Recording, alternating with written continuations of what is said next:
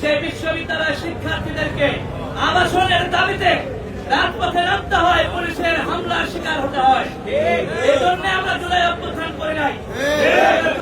যে জুলাই অভ্যুত্থানের পরবর্তী সরকারের কাছে হল এবং আবাসনের জন্য শিক্ষার্থীদেরকে আন্দোলন করতে হয়। সুতরাং আমরা মনে করি জুলাই অভ্যুত্থান পরবর্তী সরকার এ ব্যাপারে যথার্থ পদক্ষেপ নেবে। শিক্ষা মন্ত্রণালয়ের পক্ষ থেকে আমরা এখন পর্যন্ত কোনো বার্তা পাইনি বলে শুনেছি।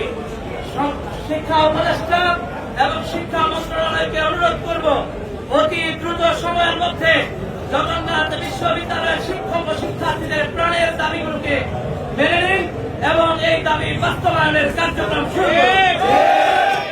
বাংলাদেশের পক্ষ থেকে আমরা আপনাদের পাশে আছি এটা জানাতে চাই। এই আন্দোলন সফল না হওয়া পর্যন্ত আমরা শিক্ষার্থীরা, আপনারা যারা আছেন, একই সাথে বাংলাদেশের যারা জুলাইয়ের যোদ্ধারা আপনাদেরকে সমর্থন জানায়, এই আন্দোলনের দাবি আদায় ছাড়া ঘরে ফিরবেন না ইনশাআল্লাহ।